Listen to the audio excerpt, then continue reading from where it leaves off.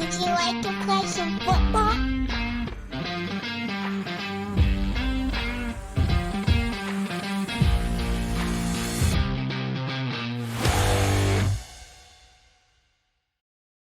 Hey, welcome to another edition of Gridiron and the Gospel, a faith and college football podcast.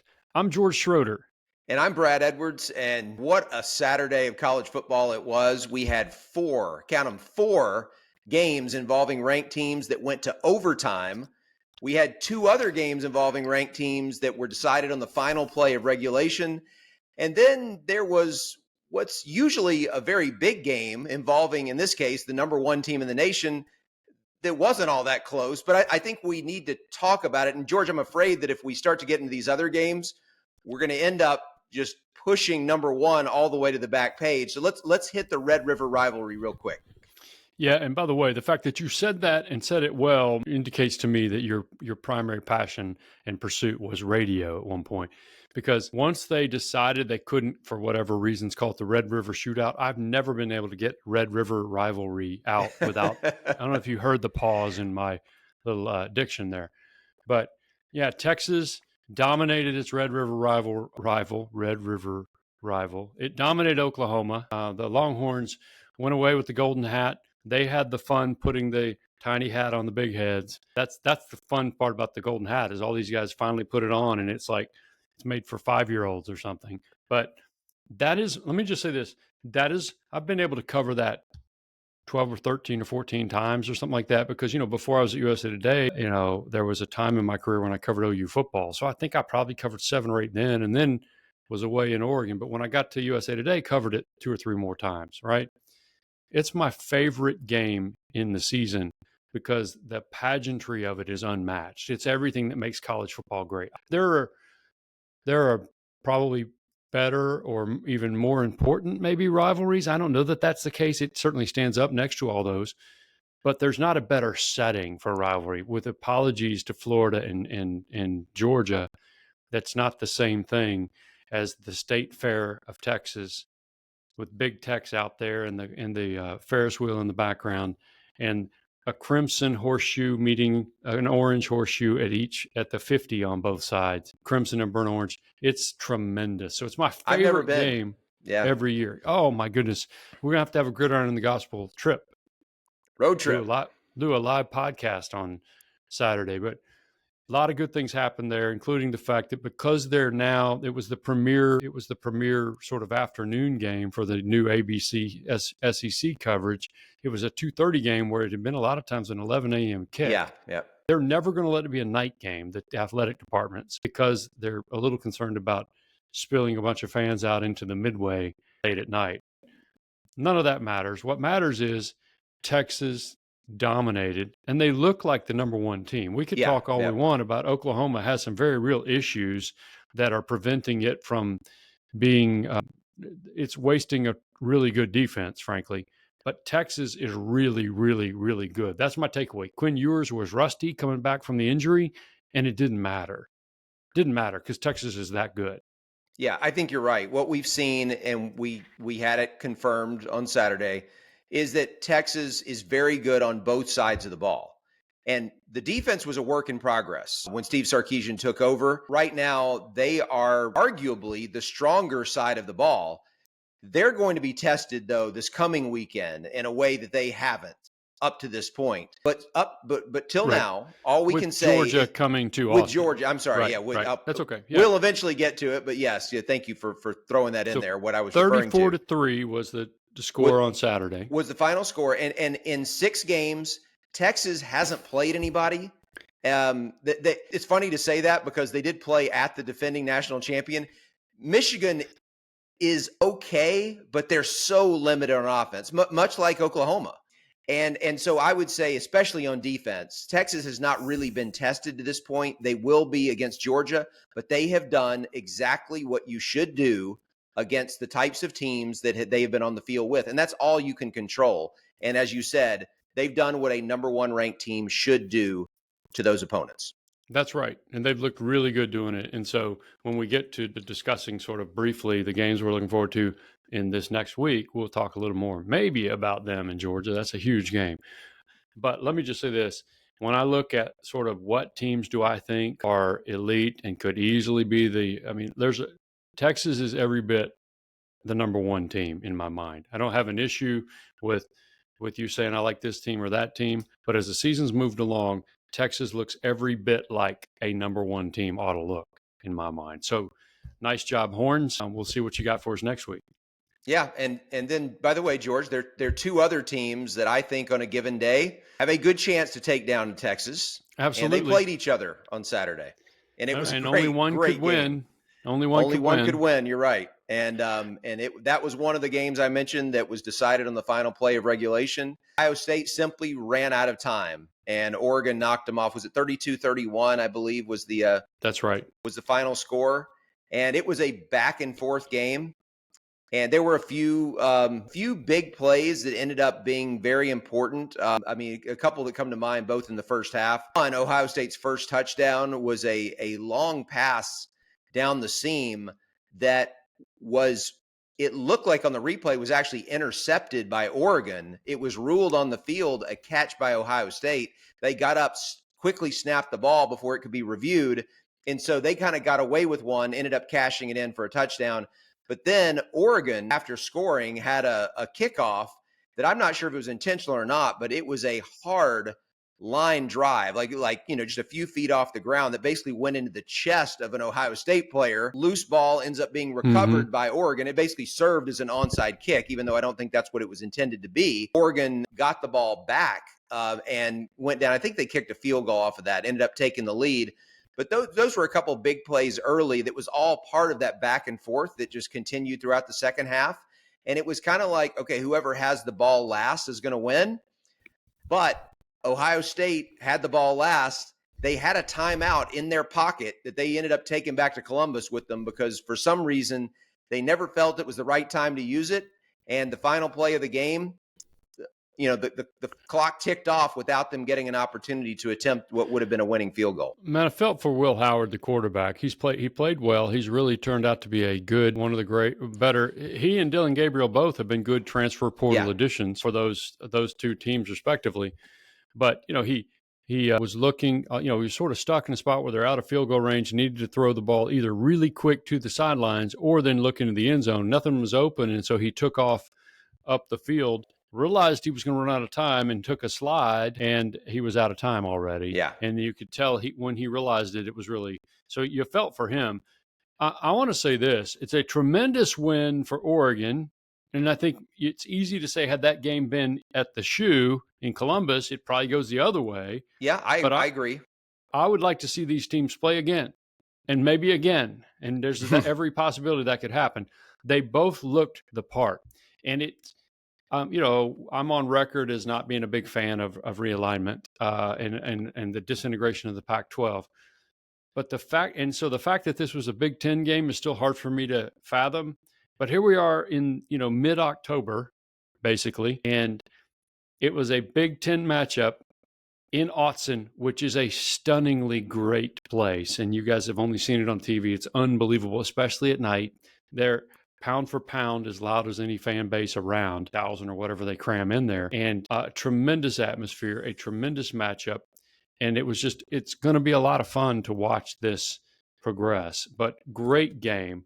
Yeah. And I agree with you. I think I look at both of those teams, and I think both of those teams, at least as they look on Saturday night, both of them look like they could win the whole thing. Yeah. They both look like they're on the Texas level. And, hey, for all we know, Georgia is too, despite the loss to Alabama.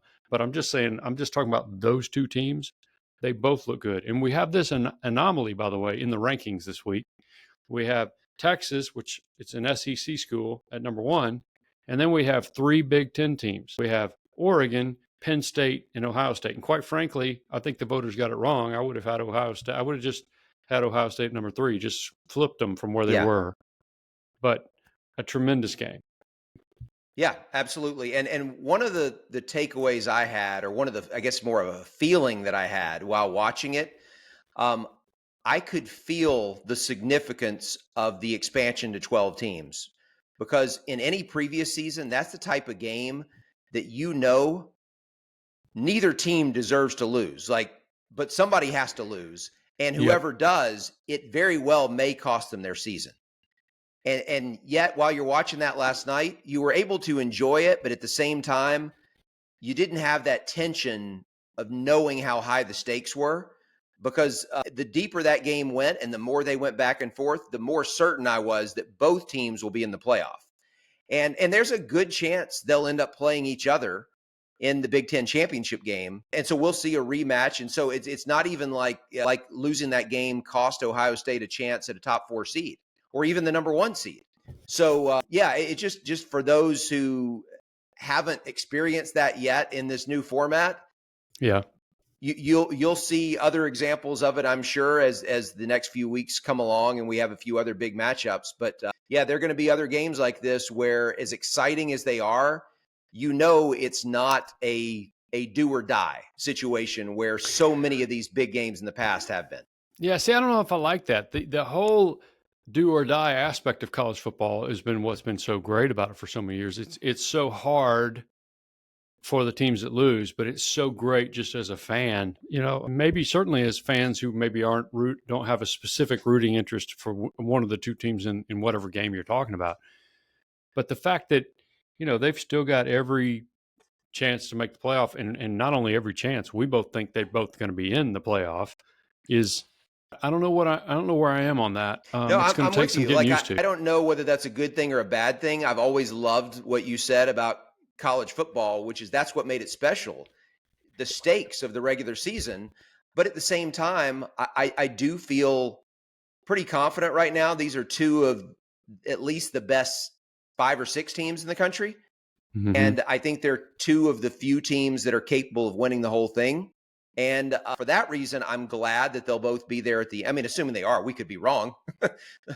One of those quarterbacks could get hurt and their team could end up losing a few games. You just never know what's going to happen. That's all it takes. Yeah, that's right. But I will say that, in this particular case, the idea of the best teams playing it out on the field at the end of the season, it's something I'm looking forward to watching. But as we just said, it definitely does take something away from the regular season. And we knew that it would. Mm-hmm. That's right. All right. So, we could spend all night long on that game alone, but we won't.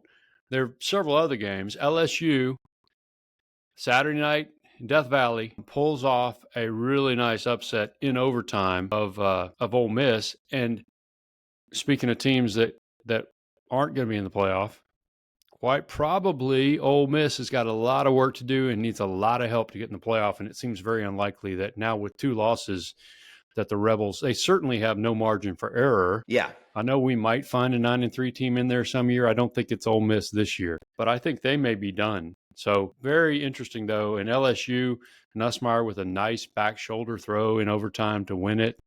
What a great win for the Tigers. We left them for dead right earlier in the year, probably. Yeah, after losing the season opener, they haven't even gotten to SEC play yet, and they already have a loss. And of course, a lot of people felt like they were probably the 5th or 6th best team in the SEC anyway. So, naturally, we kind of didn't think of them as a playoff team. But I tell you what, George, you look at their remaining schedule, and knowing that they don't have a conference loss yet, look, we've been wrong. There have been upsets that we have not seen coming already this season. Now, come on. Now, we haven't been wrong. Well, no, you're right. Others have. The media. They were wrong. Yeah, the media. We're not part of the media anymore, so we can be right.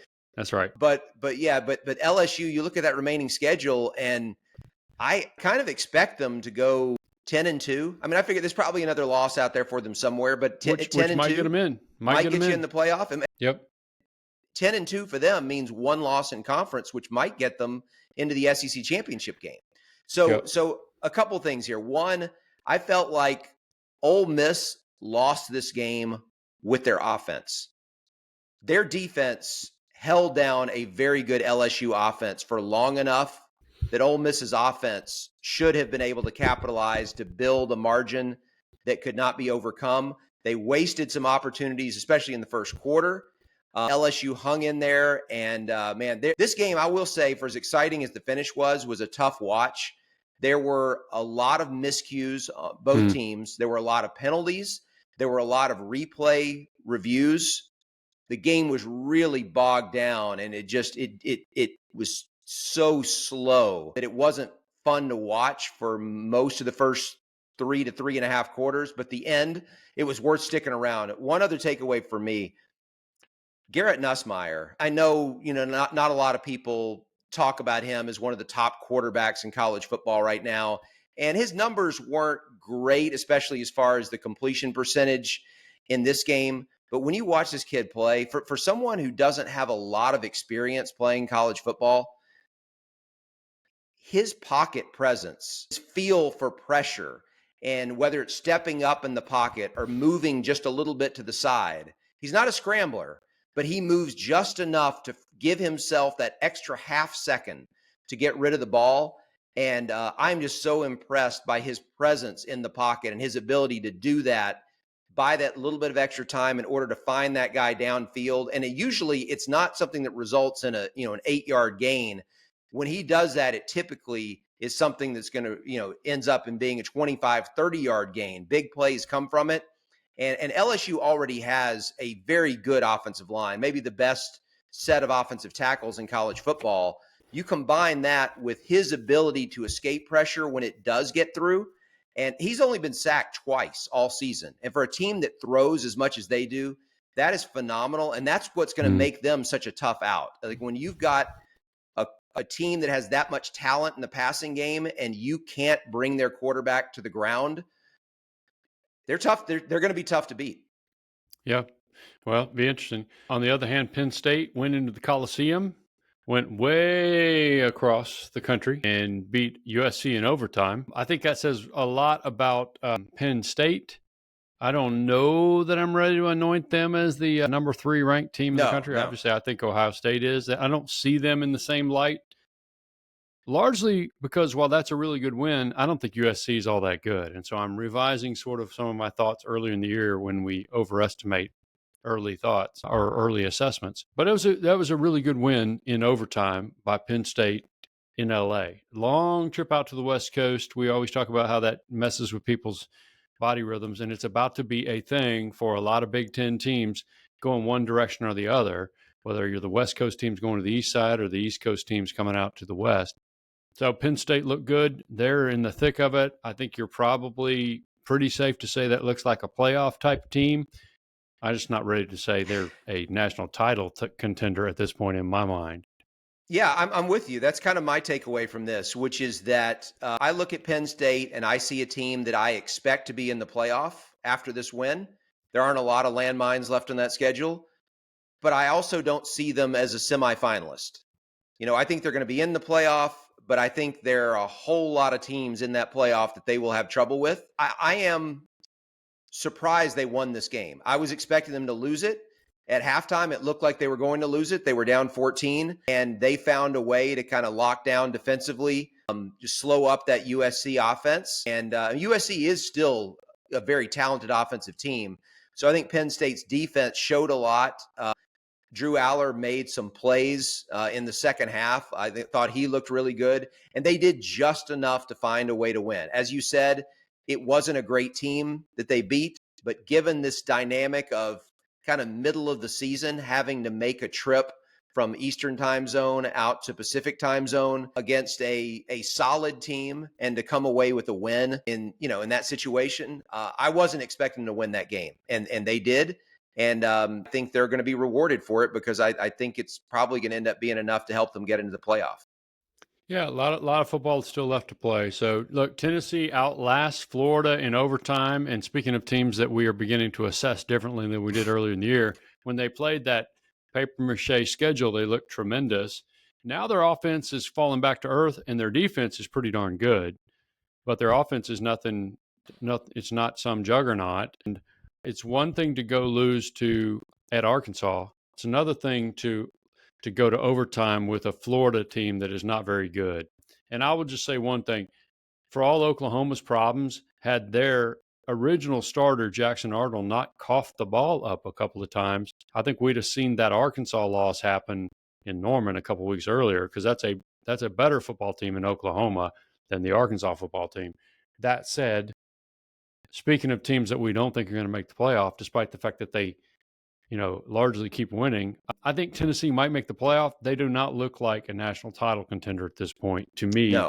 And so it's just interesting how things go. The game that really fires me up to talk about is what do we think of Alabama, Brad, after outlasting South Carolina 27-25? And really, that's a coulda, woulda, shoulda for South Carolina, quite frankly, in Tuscaloosa. Yeah, I think there are a lot of similarities actually between Tennessee and Alabama as far as the way that they looked over the first 4 games. The 5th game, both of them had an unexpected loss to an unranked One big team. difference, though, because no one's going to suggest that Oklahoma, which would have been Alabama's best probably early season game opponent, is in the same class as beating Georgia. Oh, absolutely. Yeah. Oklahoma would have been Tennessee's best early season opponent, is not in the same class as beating Georgia. So there's a difference there. They have beaten Georgia, which is a really big deal. I still think Georgia's really good. But you're right. They've both taken unexpected losses on the same day last week. Right. And then both of them bounced back. I say bounced back, came back this past weekend with, I guess we kind of felt like we're going to find out what they're made of now. How do they respond to that loss? Both of them at home against an unranked team, and both of them just barely pulled it out. For Alabama, we now have major questions about their defense. And for the first time, we really saw some shakiness from their offense. And we saw a little bit of it in week 2 against South Florida when they had a few offensive linemen who were out. But this is the first time with their regular starting offensive line that we've seen that offense struggle for portions of a game. And on Tennessee's side, it's their offense is just completely looked, maybe inept is too strong of a word, but they're not very good on that side of the ball. And so they play each other this coming weekend, and we'll get into that in just a little bit. But the Tennessee offense against the Alabama defense, like something's got to give, because these are 2 hapless units at this point. And come on now. And that's the thing for Alabama that is so hard to grasp, because they have future NFL players all over that defense. But for whatever reason, as a unit, you have that one assignment breakdown like every 3 plays. Sometimes it's 3rd and long, where the one person doesn't do what they're supposed to do, and it ends up being a big play, keeps a drive going. Sometimes they're mental errors. Sometimes it's just, other team makes a great play. But I mean, we're now looking at 2.5 games where, going back to the second half against Georgia, where Alabama's got some issues. And much like you said about Tennessee, right now, Alabama does not look like a team that is a threat to win the national championship. No matter how well they can play on offense when everything's clicking, if they can't do a much better job of getting off the field on defense, there's no way they can win 3 games in a row in that playoff. It used to be, George, just real fast. Like it used to be, you could, if you were Alabama, you could get into the 4-team playoff, potentially get matched up with someone in the semifinal that not much of a problem for you. And then you just got to win 1 game against an evenly matched team at the end. Now, where you're looking at having to win 3 games in a row against teams that are kind of on that same level as you, I don't see this Alabama team being capable of winning 3 in a row with the inconsistency that they've shown. Well, the one thing I've learned through the years, now I know what you're going to say after this, is I don't declare Alabama done, ever. That said, I know what you're going to say, which is this ain't your former coach's Alabama, right? And look, I have no idea. I think Kalen DeBoer's a really good coach. It's clearly not. The Saban era is clearly over. That said, the Saban era had sort of slipped a little bit. Yeah, it had. Based on where their loftiest of lofty standards were, by the time he left, they had slipped a half a notch. So, but this is clearly 2 or 3 notches, at least so far this season, below that. We joked last week that, Feinbaum was going to be lit. The Feinbaum radio show was going to be lit. I guarantee you, even though they beat South Carolina, it's not as bad as if they lost South Carolina, but even though they beat South Carolina, it ain't a good day. It ain't a good week to be Kalen DeBoer, and don't ever listen to the Feinbaum show, Coach. You don't want to do that. But I'm not declaring them dead at this point. I think they've got all sorts of talented pieces, could put it together. But what we're seeing indicates all sorts of flaws and cracks in the machine. Again, I'm not attributing that to DeBoer versus Saban. I'm just saying that's just what this team looks like. And you're right, it's a much rougher gauntlet now. It's easier to get into the playoff, but much rougher to win all the games you need to win the whole thing. So we'll see. Would still have to say they look like a playoff team, but who knows? Well, no, I mean, and we'll learn a lot this weekend when they play against Tennessee. I mean, every week at this point is an opportunity to kind of fix some issues and move forward. And as we've seen in this season, it really is survive and advance. It doesn't matter how ugly it is. If you can find a way to win and just keep that one in the loss column for the many teams that already have that one loss, as long as you've got that one, you're still in it. And in some cases, you might be able to survive a second one, but you definitely don't want to be taking that second one before November. I know that much. But that's right. Yeah, George, we're going to hear a lot of people this week criticize DeBoer. Probably it's been heard all day on Sunday as well as Saturday night, as early in the day as that game was played, and that they've taken a step back is what people are going to say. And you referenced a little while ago.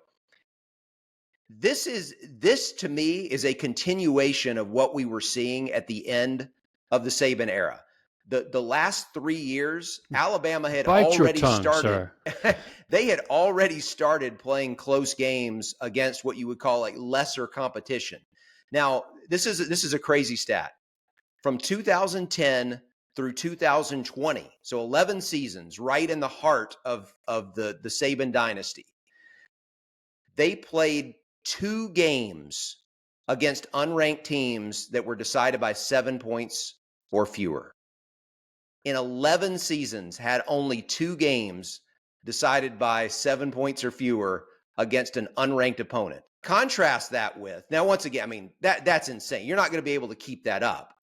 But Saban's last 3 years, 21, 22, 23, plus what we've seen the last 2 weeks with Alabama against Vanderbilt and now South Carolina, in these last 4 seasons, really 3.5 seasons, Alabama has now played 10 games against unranked teams that were decided by 7 points or fewer. They've won 8 and lost 2. Okay, so even though they've still won the majority of these games, before the last few years, they weren't even being frightened by teams like Vanderbilt and South Carolina. Right. But it didn't start with DeBoer. I just want people to understand that. This was already happening. And for people who remember these games, 2021 and 2023 at Auburn, those were mediocre Auburn teams both years, and Alabama needed a minor miracle to escape with a win in both of those. If they hadn't won both of those, they probably don't end up with SEC championships in both 2021 and 2023, where they went in and upset Georgia in both of those seasons after the close calls with Auburn. If not for those miraculous come-from-behind wins against Auburn, unranked Auburn teams, the end of the Saban era would have been remembered very differently. But I think because they won those games, there's this tendency to think that Alabama was dominating all the way up to the moment when he retired, and that wasn't the case. They were good enough to win the national championship in his last year, and they nearly won that semifinal game. He went out, pretty much close to on top, but that team was just not what it was through a lot of his time in Tuscaloosa. Yeah, Brad Edwards brings the stats, and they make it they make it work. I'm trying to find. Let me see if I can find this though. Back when I was at USA Today, I think it was in 2017. I wrote this. It would have been January 6, 2017. So after the 2016 season, they won yet another title. I don't think I had it. Or was it after the 15 season when they won in January of 16? No. What I wrote a couple of columns about this. One of them was that Alabama had won 17 in a row against SEC teams. And here's what of it. Okay, so after the 2016 season, they won the national championship again. Their average margin of victory during the 17-game winning streak against SEC teams, their current streak at the time was 26 in a row. But SEC teams, 17 in a row. Their margin of victory in the SEC winning streak in those 17 games was 21 points. And in 2016, the average was 24.9 points in their, I guess they would have played. And a lot of those are top 20. They would have played 10 games against SEC opponents, 8 plus 1 plus Georgia. No, it wasn't Georgia. So they would have played 9 games against SEC opponents. So my point is they were dominating everybody, and including the SEC at that point. But that had all changed. I love the stat you brought out, though. That's interesting stuff. So glad I was able to find that column. That's what the internet's forever, right? Usually. So there you go. January 6, 2017, if you want to go deep into the deep cuts. And I know you don't, fellas. But you know, the thing is, George, Saban always found a way to rescue those seasons. Like when they would struggle, and there were times in the middle of 21, 22, 23, where you're thinking this team just doesn't have it. And in 2021, they took the lead into the fourth quarter of the national championship game against Georgia, ended up losing it. And then 2023, obviously, they blew a late lead, lost in overtime in the semifinal against Michigan. So Saban found a way. That's the question right now. Is DeBoer going to be able to do what Saban always did? And even when the team wasn't the best, find a way to get them there and give them a chance to win the whole thing. And let me start by saying one thing. And I think we may have talked about this last week. And you know, we could talk Bama all pod, every pod, but no one is Nick Saban except Nick Saban. He is the greatest college football coach of all time. So Kalen DeBoer could be number 2 on the list. I don't think he is. I think he's a fine football coach, but he could be number 2 on the list all time, and he's not Nick Saban. That's my point. That's why that job is such a difficult job. Just be the guy coming after the GOAT, right? I don't know that, and I know Alabama fans expect this, but none of us who are just sort of observers should expect him to get those teams to win all those games. In real life, college football teams go through ebbs and flows, and programs go through ebbs and flows, and sometimes the ball bounces funny. In Nick's era, it almost never bounced funny. It bounced right to the defense when they needed it. It bounced right over here when they needed it. They came up with the play when they needed it, even when they were in those tight games, and they were a machine that just rolled on and on and on. No one should expect that to continue. I understand Alabama fans expect it. Really, they actually hope it will, but that's not reality. And I don't mean it's a different sport.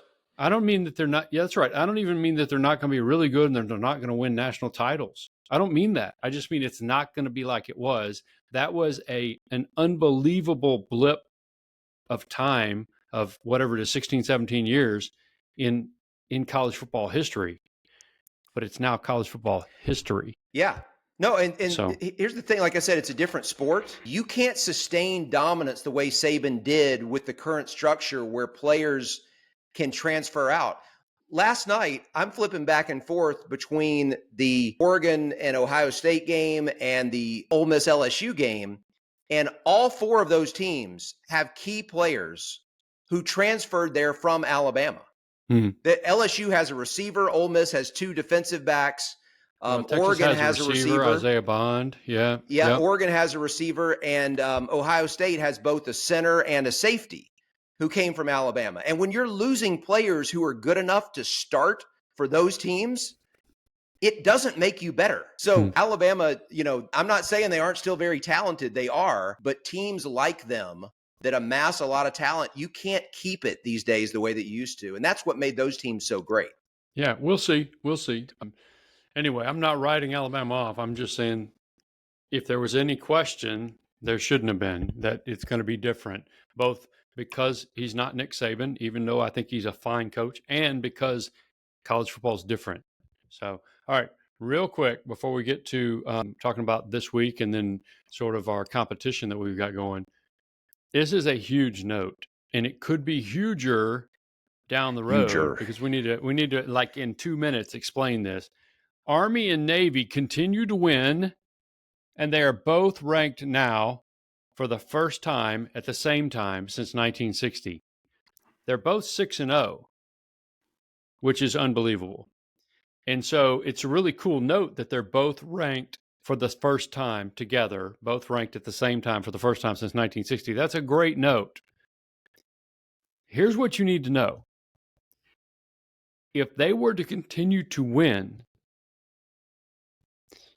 they still are playing their traditional game the week after the conference championship games and the Army-Navy game. And that means 6 days after the selection committee has made its final choice, its final picks. Now, how's that going to work out? The selection committee has sort of contingency plans, but it's like we hope this never happens is essentially the deal. And they never thought it would with the 2 service academies, that they would be in a position where you'd be worrying about them for the playoff. But it's very possible now that both of these teams are in the American Athletic Conference. They could meet, by the way, in the conference title game, potentially. I mean, I know things can happen, but they look really good compared to normally, and they're both 6-0. They could meet in the American Athletic Conference Championship game and then meet again. And what do you do? And if they're, whatever, 11-1 and 12-0, what's the committee going to do? What's the contingency? And I know they've got contingencies, but what a mess that could be. Yeah. And so the committee's rooting for Boise State, probably. And exactly, I'm kidding. Right. Yeah. No, I know. Best of the group of 5. I'm not kidding when I say that because the committee is obligated by the rules of the rules of engagement here with the college football playoff, that the highest ranked conference champion from outside of the Power 4 is guaranteed to be in the playoff. Right now, that sets up to be Boise State. Boise State, at least in the polls that we have, obviously the selection committee could do something totally different. But if they take a loss somewhere, even if they then win the conference title, would they be the highest ranked? For those who don't follow it closely, Boise State has 1 loss, which was at Oregon. Oregon kicked a field goal on the last play of the game in Eugene to beat Boise State. If you win the Mountain West undefeated and that's your only loss of the season, you should be the highest ranked team from those conferences. And I think Boise State will if they win the rest of those games. But if they lose, it brings into play the possibility that highest ranked champion could be Army or Navy. And I think it becomes even more likely if they're both undefeated going into a meeting with each other. And as you laid out there, what does the committee do if they still have another game against each other coming up after the conference championship? Your guess is as good as mine. And that's why I say undoubtedly the selection committee is going to start rooting for Boise State privately. Well, we'll see. They're not going to express it publicly. We'll see. They have reason to. Well, it's a great note. I love the fact that our service academies are playing so well. That's really cool. So, anyway, all right, real quick, and it's got to be quick, but big games this week. You've got 4 listed. I know that sort of by the books there's 4, but there's really only 2. Obvious. They're too obvious. They're both in the SEC. The other 2 are Miami at Louisville. That's worth watching. And Nebraska at Indiana that's kind of cool in a sort of odd off the radar sense. Yeah. Because Nebraska's playing much better this year and because Indiana has played a whole lot better than anybody expected. But the 2 we've already talked about that we've already mentioned that we want to watch are Alabama at Tennessee, see if somebody smokes a cigar after the game, and then Georgia at Texas. And that's the one that I want to see. If you said you can only watch one, that's the one. Oh, clearly. Yeah. Georgia at Texas. Now, I want to see Alabama at Tennessee for all the reasons we already talked about. But Georgia at Texas. Yeah. And I suspect Georgia's really, really good despite the loss in Tuscaloosa. And I believe that Texas is really, really good. Well, here's the thing, George, is that look at the 2 games Georgia has played since the loss to Alabama. Both of them were in Athens. They didn't exactly run either Auburn or Mississippi State out of the stadium. No. Both of them hung around. They didn't sweat either game, but both of them kind of hung around. Good, and so it's not like Georgia flexed its muscle after losing to Alabama. And so, look, if Georgia takes a second loss here, I'm not saying that they're in big trouble, but they still have to make a trip to Ole Miss, which may be fighting for its life to survive and need that game in order to do so. So I don't know. I think things could get interesting if Georgia takes a second loss here. That's all I'll say. I think that's Alabama, fair. Tennessee, that feels like an elimination game. I don't think the loser is absolutely eliminated, but given half the season still to play, the loser is going to be in trouble. The other 2 you mentioned, Miami at Louisville, this to me is the most losable game left on Miami's schedule. They've already shown that they're capable of losing to any number of teams. They played Virginia Tech and Cal down to the wire. But this to me is probably the trickiest remaining spot where I wouldn't be surprised to see Miami lose. And then you mentioned Nebraska, Indiana. Indiana, I told you a couple of weeks ago, George, you kind of laughed at me when I said this team, the remaining schedule, they have a chance to go 11-1, losing only to Ohio State. And I think Nebraska is not a great team. We know that, but they're much improved. And if Indiana handles Nebraska easily, all I'm saying is look out. Look out, because this team could end up going much further than anyone in their right mind would have mentioned before the season ever began. Yeah, listen, it's amazing to talk about, right? But You're I'm still excited. you're not going to entertain that idea, are you? I'm not buying it, but hey, we'll see. So anyway, those are the games we'll really pay attention to. Right. And look, it's college football. We'll pay attention to all sorts of things every single night that you throw a college football game on, for sure. So we got to go to our picks. Fifth round of our competition, Brad. Fifth round of our competition. And if you're competing with us, please remember to send your pick to gridirongospelpod@gmail.com by Wednesday. But real quick, explain to our listeners what we're doing. Yeah, so each week we add another team to our, so-called roster. And what we're doing is we'll over the course of this, pick 12 teams. And whoever has the most teams that make the college football playoff, the goal is to successfully pick all 12 teams to get in, but we can only take one each week. We can take the same team each week. Anybody who's involved can pick the same teams that we do, but it hasn't worked out that way so far. This week, I don't know. I think you're up first. I was going to say, I don't know that we're going to take the same team this week, but who are your 4 and who are you going to take as number 5? Yeah, so I have Texas. This is in this order. This is how I picked them. Texas, Georgia, Alabama, Ohio State. That's how I picked them. So I feel really good about Texas. I feel pretty darn good about Ohio State. I feel okay about Georgia. I think Alabama's still in there. I'm going to add Oregon this week. I feel really good about Oregon too. I like Oregon and Ohio State. I'm not worried about Ohio State at all. So I'm going to add Oregon. Okay, and that one doesn't require any explanation because that one's pretty obvious after this weekend's results. I have Texas, Ohio State, Alabama, and last week I took Oregon because I liked the way they were playing. Even if they lost to Ohio State, I still want them. So I have 2 SEC teams, 2 Big Ten teams. Like you, the one I'm most worried about is Alabama. I'm about to take a third Big Ten team right here. I'm going with Penn State because after their win over USC, I'm looking at the remaining schedule, and they host Ohio State. I'm not saying it's impossible for them to win that game, but even if they lose it, I really like their chances to win the rest of them. The most difficult game is their next one, which is at Wisconsin. They have a bye week before that. And other than that, home against Washington and Maryland, on the road against Purdue and Minnesota. I think Penn State's going to be an 11-1 team, and I think they're going to be in the playoffs. So that's my 5th pick. All right. So if you're playing with us, and several of you guys are, remember to send your pick in by Wednesday to gridirongospelpod@gmail.com. And that's going to wrap up the first half. We could have kept talking about it, but I'm going to go ahead and get ready for the second half when we're going to turn the subject to our favorite subject, our shared faith in Jesus. So come on back right after this. Welcome back into Gridiron and the Gospel, a faith and college football podcast. And it is time for the faith part of that as we discuss that, beginning with our favorite segment called On My Heart. We alternate each week. George, it is your turn. So share with us, please, what is on your heart. It is my favorite segment. I love it. I'm glad to do it.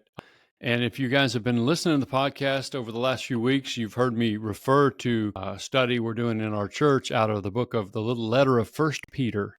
First Peter. That's what I've been preaching through as we get started here together. We're in First Peter chapter 2, and today we talked about 2 verses. First Peter 2 verses 11 and 12. I'm going to go ahead and read them real quick, okay? First Peter 2 verses 11 and 12. Beloved, I urge you as sojourners and exiles to abstain from the passions of the flesh, which wage war against your soul. Keep your conduct among the Gentiles honorable, so that when they speak against you as evildoers, they may see your good deeds and glorify God on the day of visitation. All right, so here's Peter, and he's writing to this group of Christians, Christ followers, who are not Jewish folks, but they are living in what would now be the region we would know as northern part of Turkey. And so they're not Jewish. In fact, they're actually Gentiles in terms of Jew versus Gentile. And I know I'll get into how he used the actual term Gentiles in a minute here. But he's writing these Christ followers who are facing persecution. They have come to faith in Christ, and they are being ostracized because everything in their cultures, in their cities, in their regions is tuned, frankly, to pagan religion and worship of all these gods and goddesses. And now they have forsaken all that and turned, and they're following this Jewish guy who supposedly died and rose again. And it's a strange thing. Not that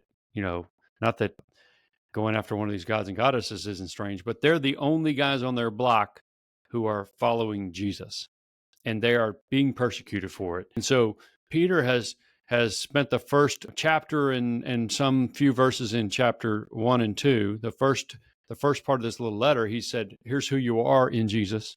Here's who you are together. You have a living hope in Jesus and in what's waiting for you.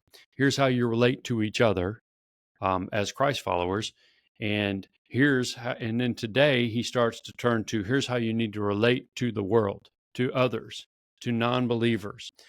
And so I found it really interesting. The very first thing he said is, okay, let me remind you that you guys are sojourners and exiles. They're in their own hometowns, right? They're living pretty much where they grew up. They just came to faith in Christ, and that makes them spiritually exiles because they're now citizens of another country. They're citizens of heaven. And they probably pretty clearly feel like foreigners too, because of the persecution and being ostracized and all looked down on and all that kind of stuff that's going on. He says, let me remind you who you are. You're sojourners, you're exiles, you're strangers. Another translation puts it. Let me remind you of that. But that also reminds you of all the benefits that you've got and the fact that you're sons of the King, right? Basically, you are God's own people. You can see that in chapter 2, verses 10. He says, abstain, renounce, reject, renounce from the passions of the flesh, which wage war against your soul. Man, passions of the flesh. And it makes me think, and this little letter was written to those guys, but it's written to all of us as Christ followers. First of all, passions of the flesh, some other translations would say sinful desires. That's sort of a natural thing. And even as Christ followers, even with salvation, we still battle those natural passions, those natural desires. They're internal in us, but external forces are always like flooding us, right?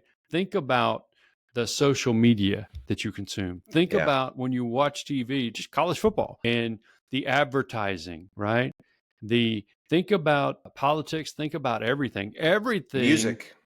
Music, whatever. Everything tells you it's all about money. It's about sex. It's about prestige, fame, power, whatever. Everything is telling you this is what it is. Go get yours. And so it feeds these natural passions that you have. He's saying, abstain from those things.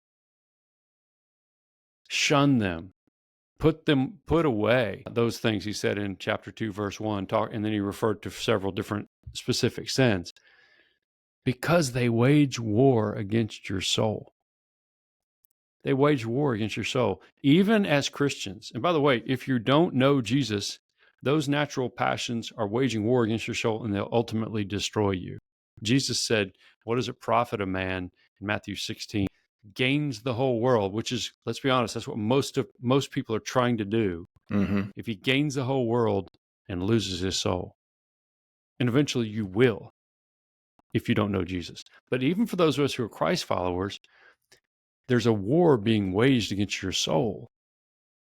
And it doesn't mean that you don't have salvation, that you could lose your salvation. That's not what I'm saying. What it means is you're in a war. And you're here, and you're supposed to abstain from it, from the sinful desires, from the passions of the flesh. Because ultimately, those passions not only derail you following Jesus, they'll wreck your life, or your family's life, or your church's life, or whatever. They will. So abstain from the passions of the flesh, which wage war against your soul. Do we get that? We're in a war. And every day we're just inundated by this stuff. And it causes us to think and want to feed these natural desires. No, man, long for the pure spiritual milk of the word we saw earlier in chapter 2. Long for more of Jesus. Take in more of him through God's word. Verse 12. That was the negative part. Here's the positive part. Okay, so abstain from these things. Verse 12, keep your conduct among the Gentiles honorable, so that when they speak against you as evildoers, they may see your good deeds and glorify God on the day of visitation. Keep your conduct among the Gentiles honorable. Another translation would say, conduct yourselves honorably among the Gentiles. Now, I said something about Gentiles. Gentiles here is not referring to, it's referring to lost people. He's not, because these guys he's writing to were actually Gentiles. Are also Gentiles. You're either Jewish or you're Gentile sense, i.e. if you're non-Jewish, you're Gentile. What he's saying is, you're God's own people. You can see that in verse 10 of chapter 2. You're God's own people because you've come to faith in Jesus. There's these other folks here who are unbelievers. They're the Gentiles. So he's saying, keep your conduct among the unbelievers honorable, so that when they speak against you as evildoers, they'll see your good works, your good deeds, and glorify God on the day of visitation. So I want to say this. He's saying, do good to them, so that when they speak against you as evildoers, when they slander you as evildoers, another translation says, not if, when. Think about this. If you are self-identifying and people know you are a Christ follower, even in first century America, it's not exactly the first century in northern Turkey, but even in 21st century America, man, being a Christian with the things we believe causes people to say things that frankly aren't true about us a lot of the times, and to say we're evil. You're going to be slandered. When you're slandered, when they speak against you as evildoers. So you keep your conduct, you do good through your life to the people who are speaking evil against you. And I could keep going and going. I'm not going to do that. But I want to show you why. Why? First, when you do that, you're following Jesus. You're doing what he did first. That's what he did. People spoke evil against him. They reviled him. He just kept doing good for them, right? You're doing that. You're following him. Second, though, right here in this verse, so that you keep your conduct among the Gentiles honorable, so that when they speak against you as evildoers, they may see your good deeds. They actually see the truth. Your life tells a different story than the one they're telling about you. Yeah. They see your love for them. Love your enemies, Jesus told us. They may see your good deeds, and they're going to glorify God on the day of visitation. That means the day of judgment. That means a couple of things here. One day at the day of judgment, everybody is going to kneel and confess that Jesus Christ is Lord.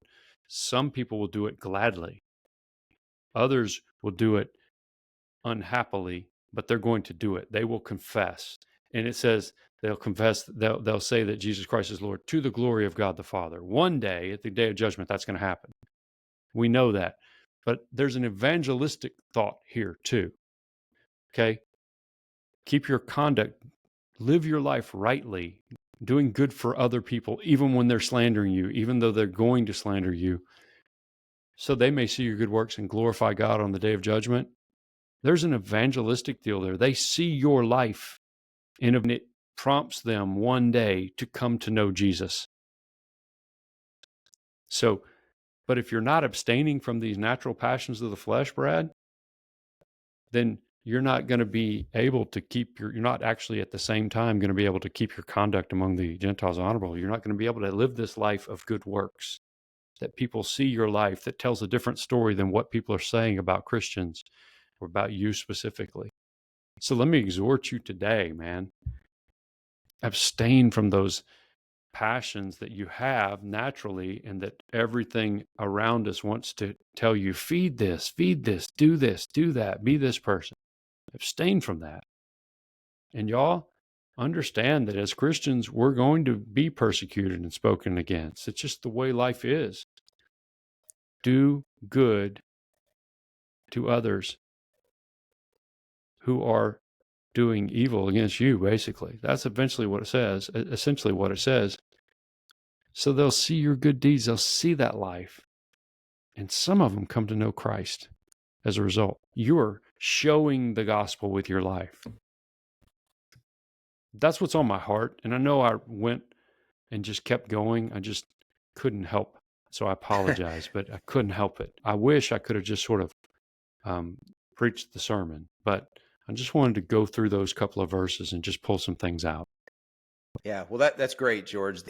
A couple of things that came to mind. One is that we in our high school group this morning, we finished up the Sermon on the Mount, and toward the end of Matthew 7, we get into where Jesus is talking about taking the narrow gate, and that's what this is. This lifestyle that is the narrow gate. It's kind of the road less traveled, but that's where God wants you is not following the masses, because the masses are going in the wrong direction. And it also occurred to me as you started out here that the law was given to the Israelites to set them apart from all the other nations. And here you actually have the teachings of Christ, which are consistent with the law, are being given here to Gentile people, to non-Jewish people, in order to set them apart. And so it really is setting them apart within kind of the same group of people, but it's just kind of that next phase. It's old covenant, new covenant, but it's the same thing, which is that acting in this way, which not only did the Israelites mostly fail to do, but we mostly fail to do this as well. It's challenging, it's difficult, but it can be done. And as is mentioned there, and as you pointed out, it's our soul that's at stake. This is for our own good. Jesus wants what's best for us, and that's why we are told to live this way. That we know that He knows us better than we know ourselves, right? And He knows what causes trouble for us, what is going to put us in that bad place where, as we also talked about today, toward the end of Matthew 7, where He's saying that I never knew you, and we don't want to be in that position. And so it's not to pursue the desires of the flesh, but to follow Jesus and to be faithful. And this is what it involves. And I tell you what, it's so encouraging to me. I know that you see it as well. We probably have a lot of listeners who do too. You mentioned like all of the things that we're surrounded by, all of the influences from the different types of media that are constantly bombarding us with these messages. And I think those of us who are older recognize we didn't have it as bad when we were growing up as the kids today do. Not that it didn't exist, but there's another level of it now. It's been cranked up a couple notches.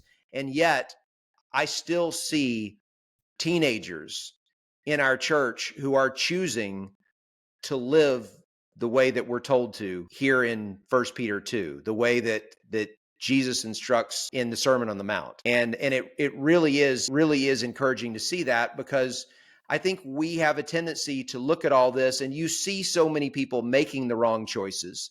Obviously, plenty of adults, but also some younger people as well. And you kind of feel like we're losing this battle. And I'm not saying we're winning it, but there are still not only people out there who are more mature, but there are also younger kids who are choosing to do the right things and choosing to follow Jesus. And I think it's great to see. And it's also just, I love seeing, whether it's New Testament or Old Testament, things that were written or said 2,000, 3,000 years ago that still describe us and our situation perfectly. It's just the legitimacy of it, and that things don't change. People don't change. It's the same old stuff that we're dealing with now that they dealt with back then. And that's what makes it real. And so that's right. And the answer is the same as it is, as it was 2,000 years ago. That's right. I would say a couple other things real quick. We're not, like, when you fight against these passions of the flesh, which are waging war against your soul, it's not a fight against people, first of all. It's against the passions. And so a lot of cases it's fighting with God's help. Ask Him to help you. Ask your brothers and sisters in Christ to help you. But It's you fighting against your own passion.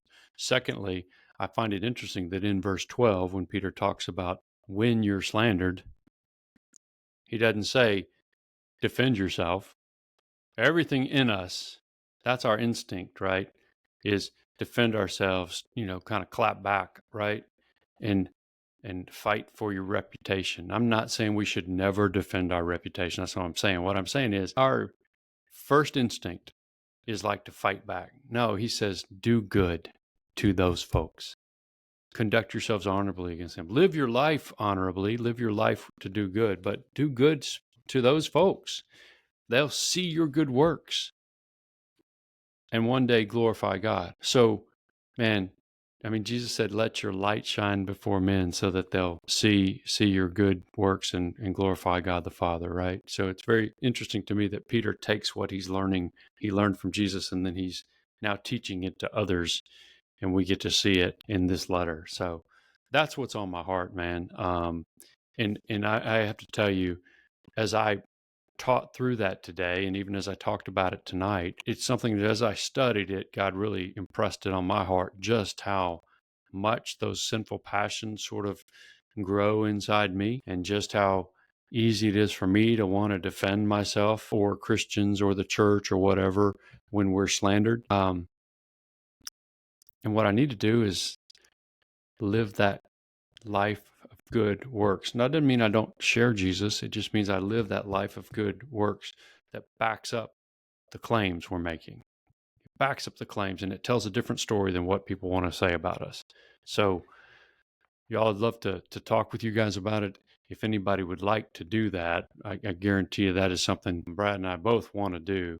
We love to talk college football, but if you'll email us at gridirongospelpod@gmail.com or reach out to either one of us on Twitter, at George Schroeder for me, at J. Brad Edwards for Brad, we would love to talk about Jesus with you too. Well, George, thanks as always for sharing what's on your heart, and we get to do it again next week, and that's why we keep coming back, man. It's so much fun to talk about these two subjects, and the football is trivial compared to the real life impact of the gospel message and the importance of all of us getting that. But it's a lot of fun to have this opportunity to talk about both. And we will be back to do it again next week. But until then, visit us online, gridironandthegospel.com, or you can find us on Twitter or Instagram at gridiron_gospel. That's right. And as I said, you can reach out to either one of us on Twitter. So that would be great. Be sure, please, to rate, review, and subscribe to Gridiron and the Gospel in your favorite podcast app. You can find us anywhere. If you've just joined us, just search for Gridiron and the Gospel or follow the links on the show website. And if you have any interest in partnering with Gridiron and the Gospel, we'd love to talk to you and explore that. You can email us at the address that George gave earlier, gridirongospelpod@gmail.com, and we'll see if there are any ways that we could work with you or your church. Yeah, and hopefully we'll see you guys next week too, by the way. So tune in next week for another episode of Gridiron and the Gospel, a faith and college football podcast.